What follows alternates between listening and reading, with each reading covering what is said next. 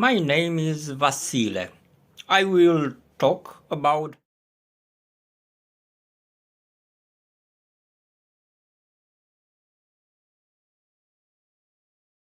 how to make your laptop faster in 5 minutes. In Windows 10, we go to the magnifying glass and the bottom left. We write Start and click.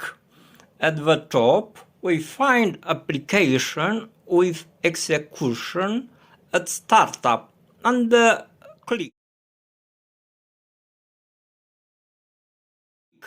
Many applications appear. It depends on the computer, laptop.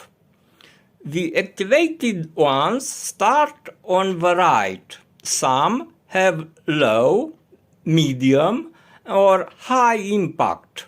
We disable those that are not absolutely necessary.